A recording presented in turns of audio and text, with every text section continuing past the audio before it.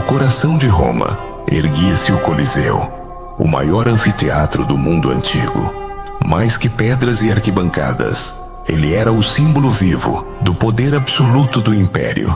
Dentro de suas muralhas, o sangue de milhares já havia sido derramado em combates entre gladiadores e feras.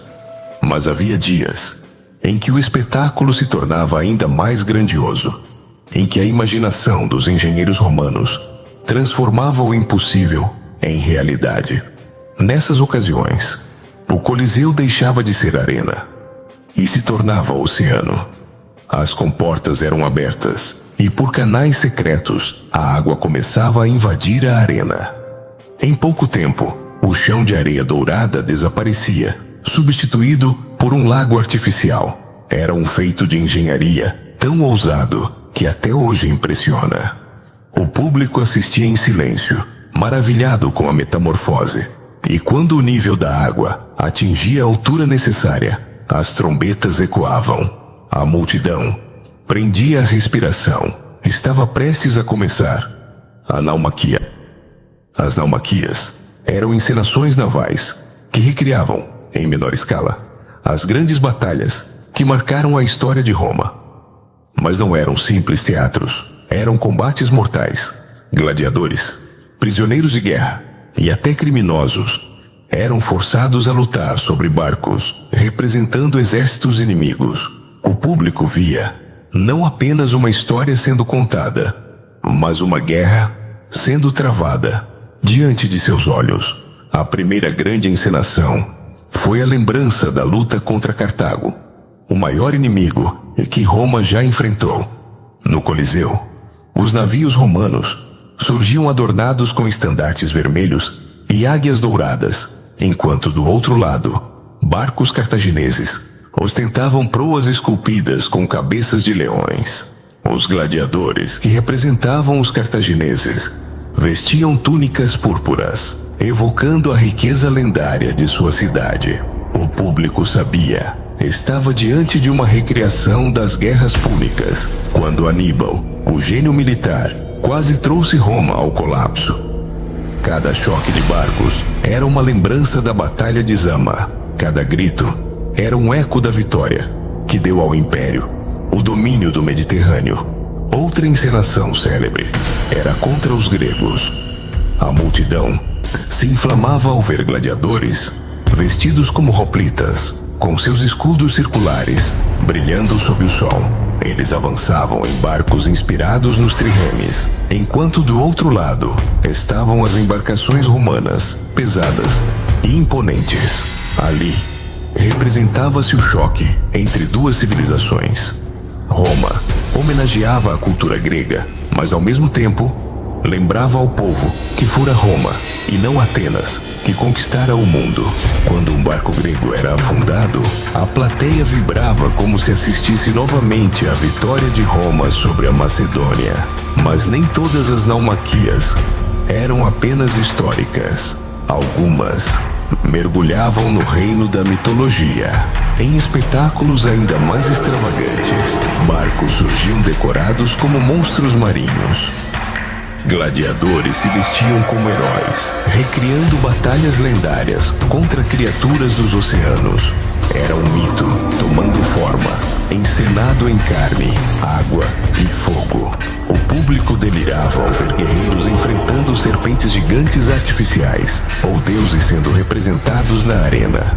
Para Roma, mitologia e realidade se misturavam em um mesmo espetáculo. O impacto visual era devastador. Imagine a cena: barcos colidindo com estrondo, madeira se partindo, gladiadores pulando de um convés para outro, espadas faiscando sob a luz, flechas incendiárias cortavam o céu, caindo em chamas sobre a água. O rugido da multidão misturava-se ao som das trombetas e ao choque dos remos. Era como se Roma tivesse transportado o mar inteiro para dentro de suas muralhas. Mas havia também a brutalidade. A água clara, rapidamente, se tingia de vermelho. Corpos boiavam.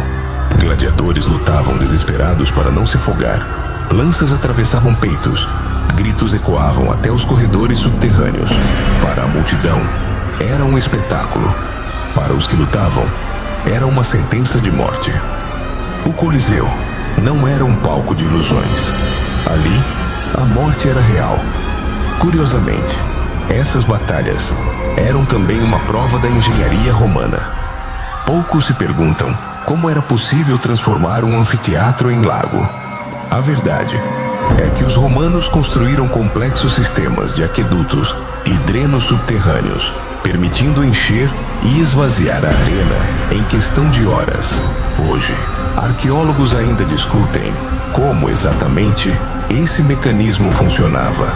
O que é certo é que mesmo no século I, Roma já possuía a capacidade de realizar feitos que hoje pareceriam impossíveis. No auge do espetáculo, o clímax vinha quando um navio inteiro era destruído, às vezes incendiado, às vezes afundado lentamente, e diante de 50.000 olhos. O público se levantava e vibrava, urrava como um único corpo. Não era apenas uma encenação, era a glória de Roma, revivida diante do povo. Era um lembrete de que o Império não tinha rivais. Quando a batalha chegava ao fim, os sobreviventes que representavam Roma erguiam seus estandartes, molhados, cobertos de sangue, exaustos, mas vitoriosos. Eram recebidos com aplausos ensurdecedores. Naquele momento, eles não eram gladiadores, eram Roma. A multidão acreditava que assistia à própria história sendo reencenada, que revivia vitórias passadas, que fazia parte do poder eterno do Império. Mas tudo terminava. Lentamente, os engenheiros abriam as saídas de drenagem e a água desaparecia. O Coliseu voltava a ser uma arena seca, com barcos quebrados, corpos abandonados e sangue espalhado. A multidão, satisfeita, deixava o anfiteatro comentando a grandiosidade do que havia visto. O sol poente dourava as pedras, e Roma, mais uma vez, provava ao mundo e que nada era impossível. As naumaquias foram raras, custavam caro, exigiam trabalho colossal e muitas vidas, mas ficaram marcadas na memória e como os espetáculos mais ousados já realizados. A cada vez que a arena era inundada, Roma se reinventava. E cada vez que os barcos se chocavam, o povo tinha certeza: Roma era eterna. No Coliseu, não havia limites para o espetáculo. Se o Império desejasse, a areia virava oceano, os homens se tornavam heróis, e o sangue se tornava glória. E assim, por um breve instante, os deuses e os mortais compartilhavam o mesmo palco, em nome da grandiosidade de Roma.